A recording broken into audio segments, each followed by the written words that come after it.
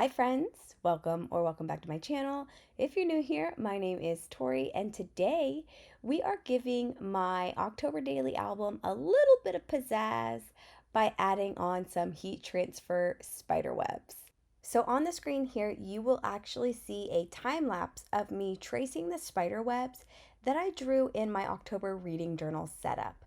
I looked online for a good hot minute and just couldn't find spider webs that I really liked, so I decided to just use the same ones that I used in my reading journal setup.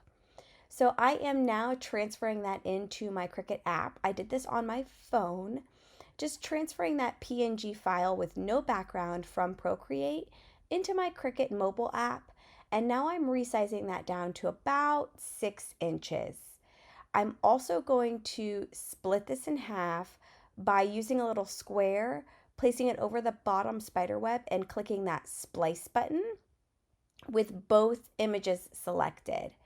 And that will allow me to move that bottom spider web down a little bit so that I can kind of arrange these on my vinyl to reduce the amount of vinyl that I will be wasting. Forward to getting this cut out, I'm just using the everyday Cricut vinyl iron-on option, and I'm leaving my pressure as default, but normally if I have a new blade, I do change that to less pressure.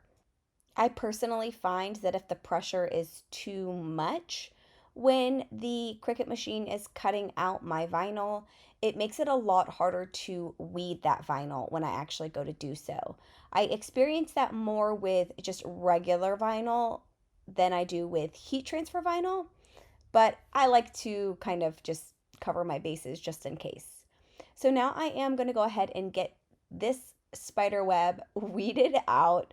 And let me tell you, I knew how many spots there were going to be to weed, but somewhere in the back of my mind, like, I guess I just didn't pay attention to it because I didn't expect to spend so long weeding out these spider webs.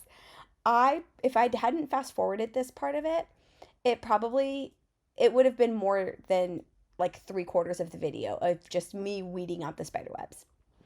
So while I am doing that, I am using Siser heat transfer vinyl for my spider webs today. And to be quite honest, it is my absolute favorite brand of heat transfer vinyl.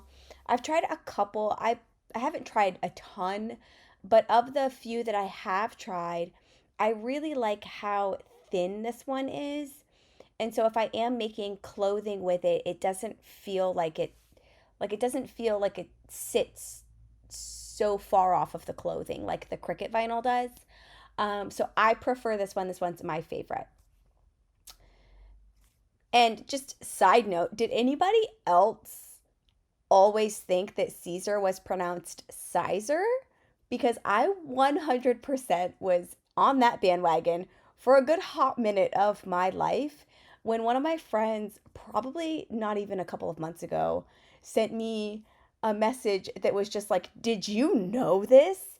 And then I went on like a whole Googling spree until I found a video of the actual company pronouncing their name, and it's definitely pronounced Caesar. Anyways, I am almost done getting this spider web, the second spider web, weeded out. And then I will move on to getting everything adhered to my album. So now I'm just going to kind of check and make sure that I didn't miss any parts that should have been weeded. And I'm just going to grab a small sheet of just regular kitchen parchment paper. This is what I use anytime I'm using heat transfer vinyl. I honestly don't even know what brand this is.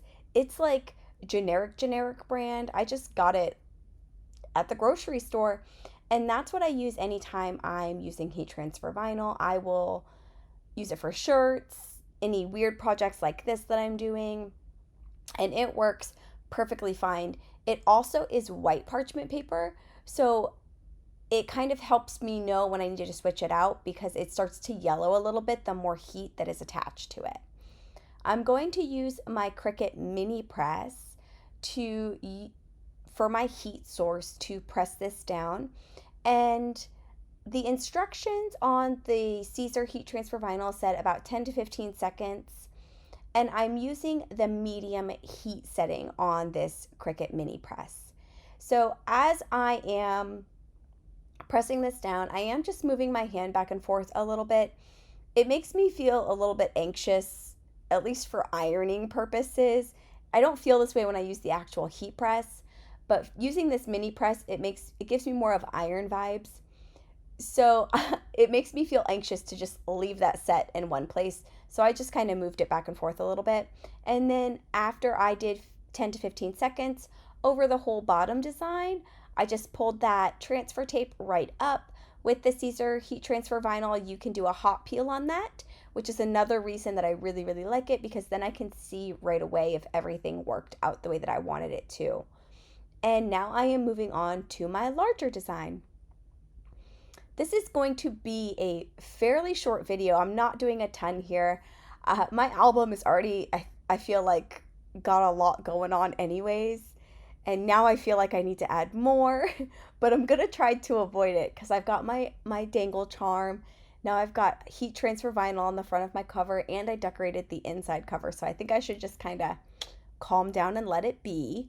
But I'd love to know in the comments below, once you see this final image or shot after this vinyl is added, do you think I should put something in the middle? The spider webs that I added kind of feel more like a frame to me, and it feels like I need to add something to the middle of the design. Let me know your thoughts down in the comments below, and if you do think I should add something, what do you think I should add? I am almost done here getting this ironing done, and then I will pull that second transfer sheet right up and kind of show you what my final product looks like. One thing I will note, if you do plan to do this with an album of yours, and I have seen a video from Dearly D where she experienced this same thing, it's a little bit harder to see on video, but anywhere that I did place that iron, there is a small kind of little bevel from where the heat and the pressure, you can kind of see it in this shot right here, like it created a small little warped line. And I even brought the iron back in to see if maybe I could iron that out. But honestly, I didn't apply too much pressure to this, so I don't even know if this would work. I might try it again a little bit later because I did leave this mini press on my crafting desk, but that's a story for another day. So just keep that in mind if that's something that would bother you. I would also love to know if any of you would be interested in seeing more Cricut type videos. Let me know down in the comments below. I've been using a Cricut for a good minute, since 2020, 2019, and then before that I had a Silhouette for a couple of years. Anyways, that is all I have for you today. If you made it to the end of this video, leave me a spiderweb emoji down in the comments. Thank you so much for joining me today, and I hope you have a great rest of your day. Bye!